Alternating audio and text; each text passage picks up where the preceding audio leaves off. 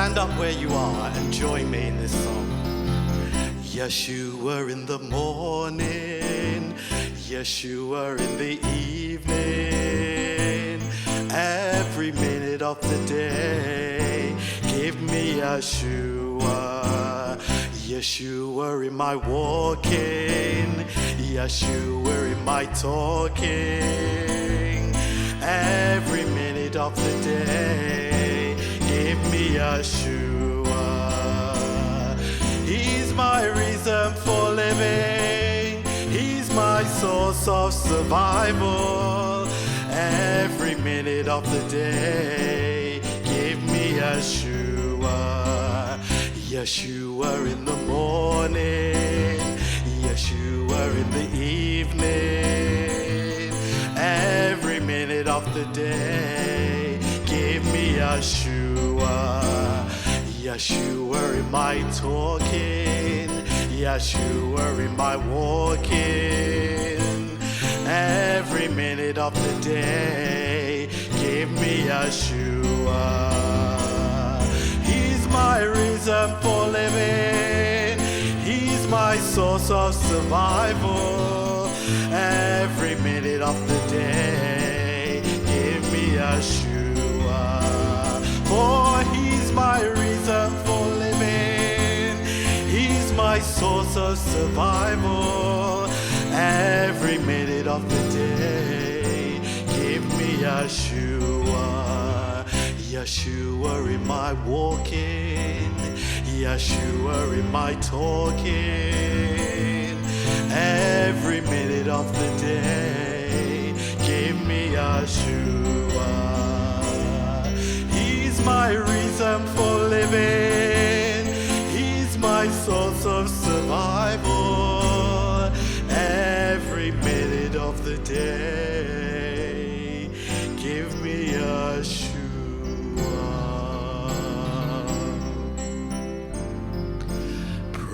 Praise Yeshua. Praise Yeshua. He is the Redeemer of my soul. We praise Yeshua. Praise Yeshua. The angels praise His name, why shouldn't I? Let's praise Yeshua together. Praise Yeshua.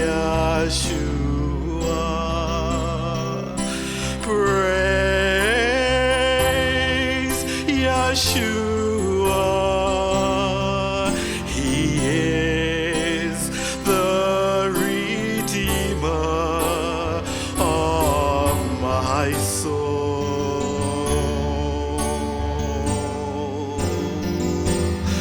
We praise Yeshua. Let us praise Yeshua. The angels praise His name, why shouldn't I?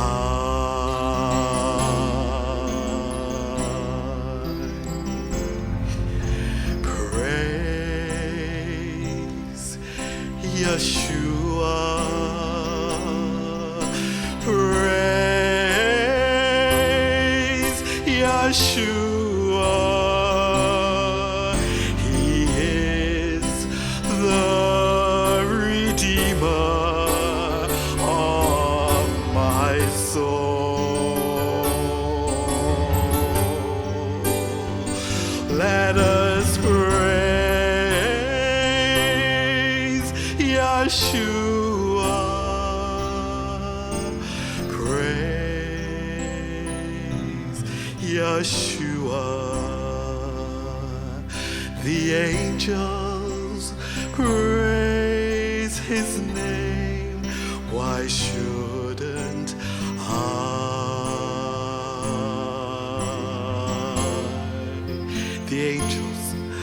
The angels praise his name. Why shouldn't I?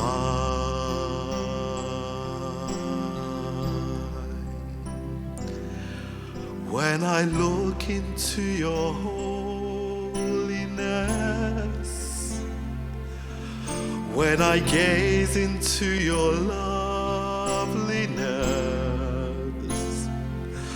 when all things that surround become shadows in the light of you,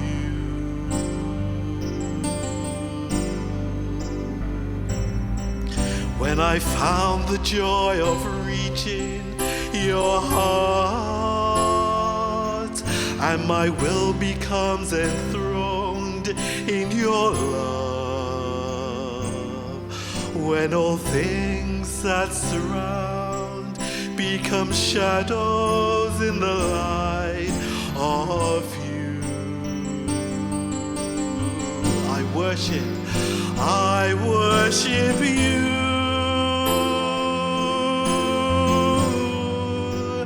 I worship you.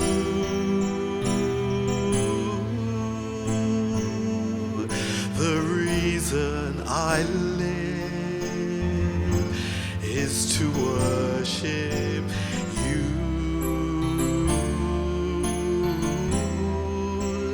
I worship you.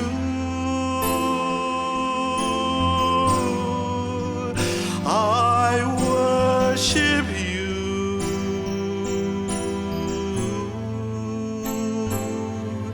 The reason I live is to worship you. When I look into your holiness, when I look into your holiness, when I gaze into your loveliness, when all things that surround become shadows in the light of you,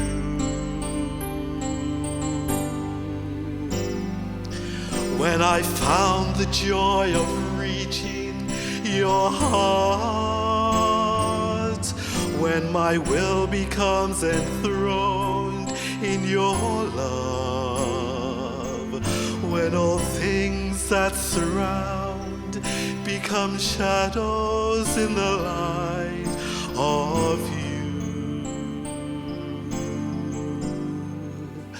I worship you. I worship you.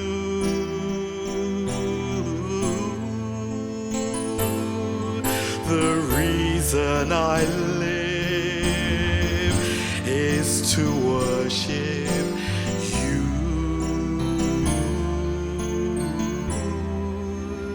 I worship you.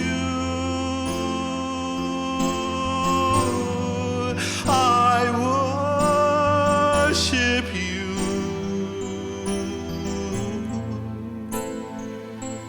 The reason I live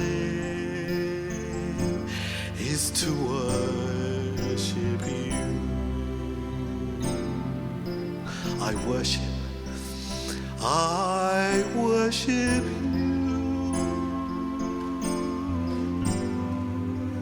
I worship you.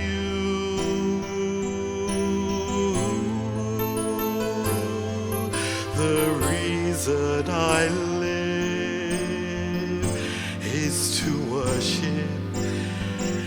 to worship you. I worship you. I worship you.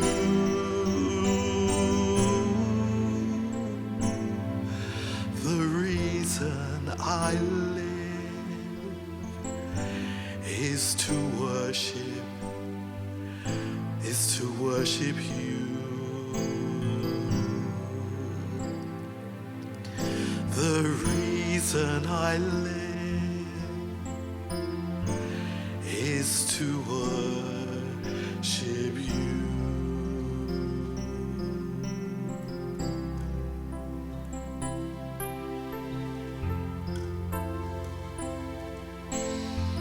I worship you.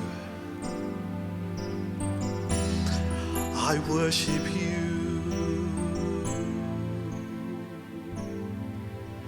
The reason I live is to worship you.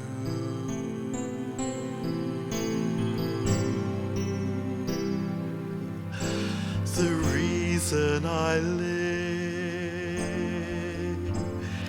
is to worship you.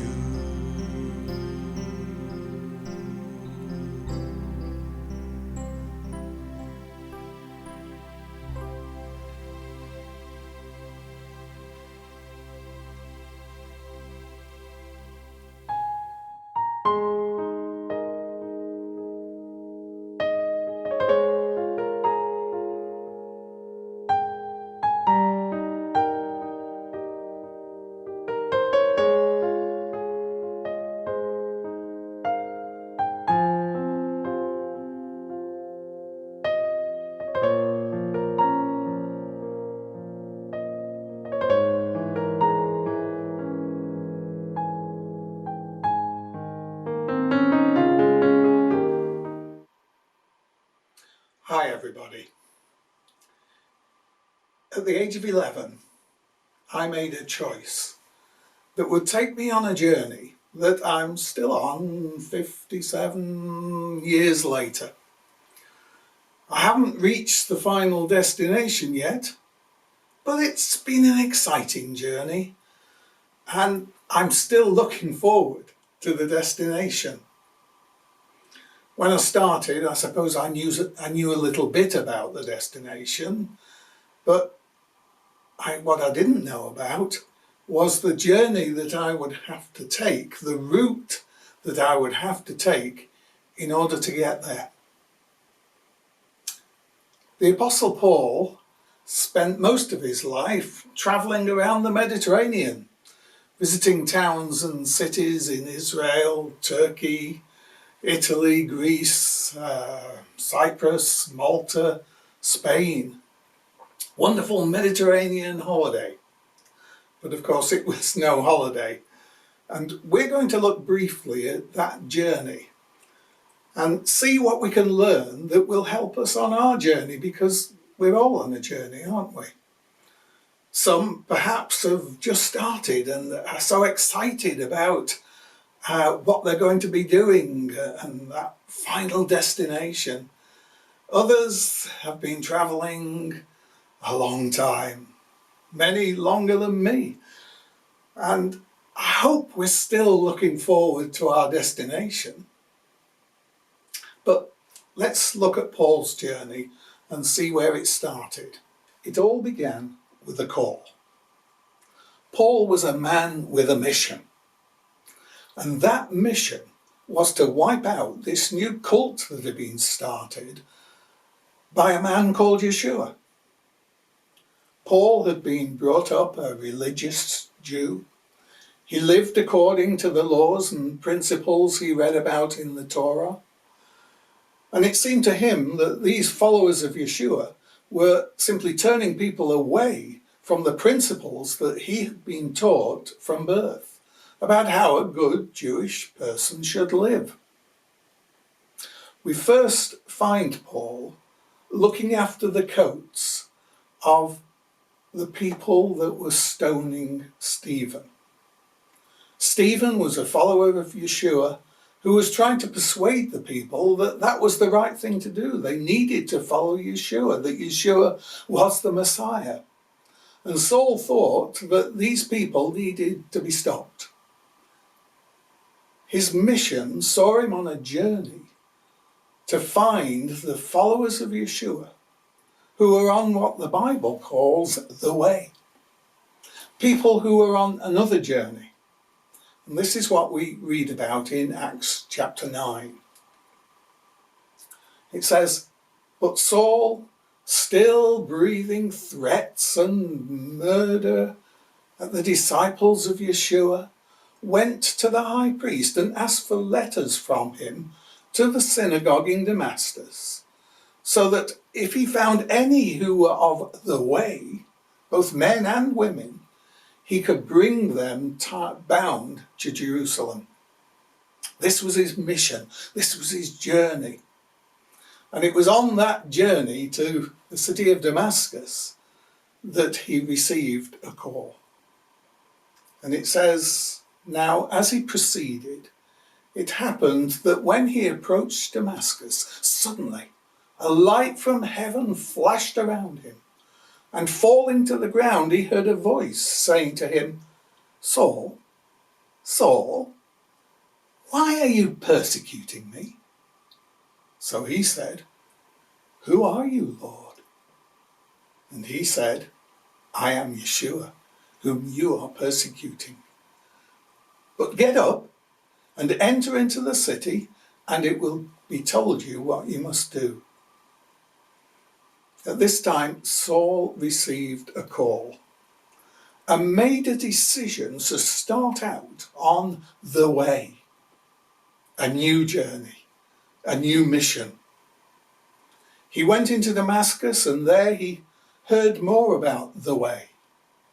And that came from a man called Ananias, who at first wasn't too keen on going anywhere near Saul, until Yahweh said to him, 'Go, because this man is a chosen instrument to carry my name before Gentiles and kings and the sons of Israel, for I will show him what he must suffer for the sake of my name.'"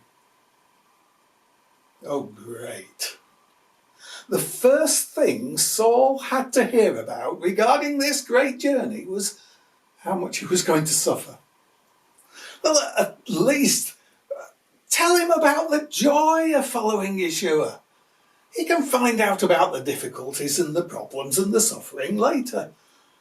But no, Yahweh decided to tell Saul from the start what his journey was going to involve. Saul began this journey with his eyes wide open, knowing that it wasn't going to be easy. Yahweh chose him and called him and told him he would be an instrument, a vessel, a utensil, something that could be used for a particular purpose. And Yahweh told Saul what that purpose was. But Yahweh intended to use Saul. So I think about myself. Am I a vessel? Am I a utensil? Has he chosen me for a particular purpose? What about yourself? Do you think of yourself as a vessel, an instrument, a utensil? You might not be an apostle. Paul was, of course, an apostle, and you might think, well, I'm not an apostle, I'm just me. Well, you know, Yahweh is able to use each one of us. And he's able to, like a simple instrument, can be made to produce a tremendous uplifting sound if it is played by the right person. And our lives are being played by the King of the universe. So what? Have I ever thought, what sort of utensil am I? Saul had a decision to make. He determined to go on this journey. He knew from the beginning that it would be difficult. And later, when things are getting a bit tough, he wrote a letter and he said this. He said, "But I am hard pressed between two options. I have a desire to depart and be with Messiah, for this is very much better. But to stay on in the flesh is more necessary for your sake. And because I am convinced of this, I know that I will remain and continue with all of you for your progress and joy in the faith." On that road to Damascus and his time in Damascus, he made that decision. He made the decision to start on the way that was going to lead to that wonderful destination. I'm hoping that everybody that is listening to me today has made that decision, that we're on that road, that we know the destination, we know where we're going. But having made that decision back there, he now comes to a place where he has to make another decision, a decision about the route he will take. In the scripture, we get an idea of his thinking processes. His motivation for going on this journey wasn't selfish, wasn't just so that he could get to the end. Yes, that was good. In fact, that was the best thing. But he said, for the sake of you people, for the sake of others, I will remain and continue on my journey down here.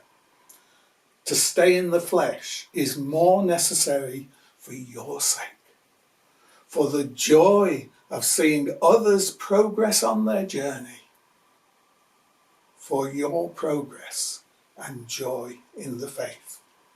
You know, that is wonderful. It's wonderful when we progress in the faith. It's wonderful when we go forward. But you know, there's a tremendous joy when we see others making steps in the way that Yahweh wants them to go. I wonder if you've ever been in a position where you ask yourself, is it worth going on? Nobody told me it was going to be this difficult. Saul's motivation went beyond his own salvation. We sing, heaven is better than this. Oh, what joy, what bliss, walking on the streets of solid gold, etc. Sorry, my voice is not what it should be. And that's all true, yes, that's coming. But Saul saw a reason to continue on this journey that was to do with the people he was ministering to. And that's a wonderful place to be in. So, what was Saul's route? Well, he summarises it in his letter to the Corinthians, in 2 Corinthians 11:25. This is a wonderful scripture. He says, 3 times I was beaten with rods. Once I received a stoning. 3 times I was shipwrecked. A day and night have I spent in deep water. Right at the beginning of his journey, when he was in the city of Damascus and he just made that decision to go on the way, we find that he was having to escape. They were having to lower him down over the walls of the city at night. Yes, because he lost his popularity with the Jews. Straight away that went. And when he got back to Jerusalem, he even had problems with the fellow believers because, of course, they didn't trust him. It says when he arrived at Jerusalem, this is Acts chapter 9, he arrived at Jerusalem, he was attempting to associate with the disciples, and they were all afraid of him because they did not believe that he was a disciple. That's not surprising when his whole mission had been to destroy them and to put them in prison. So he had a hard time at the beginning from the Jews, even from the disciples. It was 3 years later that he met with Peter and the other apostles and really became accepted. And it was 13 years later that we find him being sent out on what is commonly known as his first missionary journey. He was in the city of Antioch, and he was sent out with Barnabas on a missionary journey. He went to another city called Antioch. I know it's confusing, all these Antiochs, but yeah, it was another city. And when he got there, he was well received. He preached Yeshua. It says, and after the synagogue had broken up, because he preached in the synagogue, the Jews and the devout proselytes followed Paul and Barnabas, who were speaking to them and were persuading them to continue in the grace of Elohim. And on their coming Sabbath, nearly the whole city came out together to hear the word of Yahweh. Wow, isn't that wonderful? At last, victory. Yes, people are listening to me. Yes. But then it goes on to say, when the Jews saw the crowds, they were filled with jealousy and began contradicting what was being said by Paul and reviling him. And it says the Jews incited the devout women of high society, of high social standing, and the most prominent men of the city, and stirred up persecution against Paul and Barnabas and threw them out of the district. He knew from the beginning it was going to be difficult. Oh yes, there'd be the victories, but then there were the problems as well. During that journey, yes, it wasn't all problems. He had some wonderful victories and saw some wonderful things happen. At Lystra, there was a man who couldn't walk. He hadn't walked from birth. And suddenly they prayed for him and he could walk. And the people were so impressed, they began to call Paul and Barnabas by their gods' names, Zeus and Hermes, to the greatest of their gods. They thought they'd come down to earth. And it was quite difficult for Paul and Barnabas to explain, no, we're just normal people. What the? Normal people? It was Yahweh, the Creator, who was performing this miracle. Yeah, Paul might have been an apostle, but he was a normal person. Barnabas was a normal person.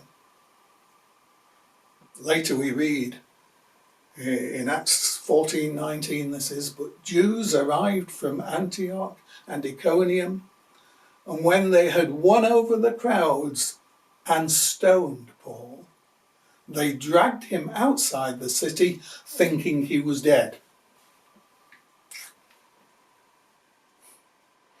There were times when Paul not only had to stand against the other Jewish people, but there were times when he had to maintain good doctrine because people were coming and starting to teach wrong things, and he had to go back to Jerusalem and confer with the apostles, and they had to decide what it was they really believed. That was all on his first missionary journey. Yeah, it wasn't a Mediterranean holiday. It was a hard time. He went on 2 more of these that are called missionary journeys. He spent 3 years in Ephesus, teaching the believers, telling them about Yeshua, and sending them out. And they went out and they preached in other cities and other towns. That must have been a wonderful time of blessing for Paul while he was seeing these people go out and people get saved under their teachings. Later, he went to Jerusalem, and there he was arrested. They said about him in Acts 24, 5 and 6, "For we have found this man to be a public menace, and one who causes riots among all the Jews throughout the empire, and a ringleader of the sect of the Nazarenes, who even attempted to desecrate the temple, and we arrested him." That began quite a time when he was under arrest and he was being tried, and you can, I'm not going to talk about everything that happened to Paul. You can read about it in Acts, but the result of that was that he appealed to Caesar and he was taken to Rome. He had lots of incidents on the way to Rome, and when he got there, he spent 2 years in prison before finally being released, and we think probably travelling again and even going to Spain. We don't read of the end of his life in the Bible, but some of the church leaders later on, they wrote about it, and what they said was that he was actually executed in Rome. That does seem to be what happened to him. So, if I could interview Paul about his journey at the end of near the end of his life, if I could have just got him and stuck a mic in front of him and said, well, what would I have said? What would you have asked him? Well, I think possibly the one question that comes to my mind was, Paul, was it worth it? To get an idea, we can't do that, of course, but to get an idea of what his answer would have been, let's read his final exhortation to Timothy. Timothy was a disciple of his. He was training him, and this is what he said to him in 2 Timothy chapter 4, verses 5 to 8. It says, "But you, Timothy, be self-controlled in all things. Bear hardship patiently. Do the work of an evangelist. Fulfill your ministry." He then goes on to talk about himself. He says, "For I am already being poured out as a drink offering, and the time of my departure is imminent. I have fought the good fight. I have completed the race. I have kept the faith. And finally, the crown of righteousness is reserved for me. And Yahweh, the righteous judge, will award to me on that day, and not only to me, but also to all who have loved his appearing." Yeah. Saul had a hard life, but he did what Yahweh asked him to do. Paul's journey from the road to Damascus took him about 35 years. He died in we think, his mid-60s. As I say, tradition says that he was martyred in Rome. And this is what he said when he was writing to the Romans. He says, "Therefore I exhort you, brethren, through the mercies of Elohim, to present your bodies as a living sacrifice, holy and pleasing to Yahweh, which is your reasonable service." Now he was able to tell the believers in Rome to do this because he had done it himself. He received a call On that road to Damascus, and later from Ananias, he received a call to go and do a particular job, to take a particular journey. He was told how difficult that would be right from the beginning, and yet he made that decision. Not just to go to heaven, but to go through whatever was necessary for the sake of the people that Yahweh loved. You know, when we come to Yeshua, it's because he calls us. Yeah. We can't be saved unless he calls us, and he's always calling people. We're called to start out on a journey that will lead us to a heavenly realm, that will lead us into the presence of our Heavenly Father. Yeah. And we decide to take that journey. But sometimes do we decide to take that journey when the only thing we can see is the destination? Perhaps we need to think about the route that we're going to take. And maybe we need to present ourselves. Paul presented himself and became an instrument, a vessel, something that Yahweh could use in order to fulfill his purposes. Am I an instrument? Have I presented myself? Am I ready to be played by the greatest musician of all? That's not a very good term, is it, to be played? But Yahweh, when he takes our lives, it's not only for everybody else's good, it's also for our good. Once we present it, once we present our lives, you know, they don't belong to us anymore. Yeah, they belong to him.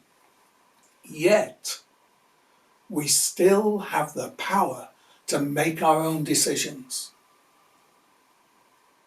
Daily, I have to make a decision. Do I do my own thing? Or do I do what he wants me to do? Because what he wants me to do will be for the benefit of everybody else, not necessarily for my benefit. Do I want that? I like myself. I try to look after myself. And yet Yahweh wants to use me for the joy, so that others might receive joy. So daily I have to make that decision. We can make that decision. Yes, we want to be saved. Yes, come into my life, Yeshua. Cleanse me from my sin. Take me on this journey. Yeah, he will. But we also have to make a decision as to how we're going to travel on this journey. Paul was an apostle. Okay. You may not be. In fact, you know, you might just be an ordinary person living an ordinary life. You know, Yeshua wants ordinary people. He wants ordinary people doing ordinary things for him, not great things. And yet, when we do ordinary things for Yahweh, the ordinary things become extraordinary. There's a power behind them that isn't there when we do them for ourselves. Much of what I do might seem to be ordinary, but am I doing it for Yeshua? Is Yeshua using me? Have I given myself to him so that he can use me to build his body on the earth? Have we thought about our route? You know, we don't have well, I suppose it's a bit like a sat-nav. Sometimes we don't know from one day to the next. Other times we know years ahead what we're going to be doing. Doesn't matter. The thing is, Yahweh, what can I do for you? What can I do for you today? How can you use me. I'm not looking for anything tremendous, just ordinary things, just helping somebody, just doing something in the church. Oh, so many things. Have you asked him what he wants to use your life for? Have you asked him what the route might be? Yeah, I don't know that many people have been told, like Paul, you're going to suffer all these things. And it might be we'll have to suffer, but I don't know. The thing is, I'm taking another step in my route towards the heavenlies. Ask him, what do you want me to do? You know, we might be surprised what he can use us for. Are we ready? We're going to go forward. Whatever route happens to come our way, we're going to make those right decisions each time there's a crossroads. Which way shall I go? What shall I do? Yahweh! He'll tell you. Move forward. Yahweh is building his people in the earth. And all of us, if we've made that initial decision to go on the way, all of us are part of the people that he is using. May Yahweh help us to go his way, to make right decisions, to do that which brings joy to our fellow believers. May Yahweh help us to do that.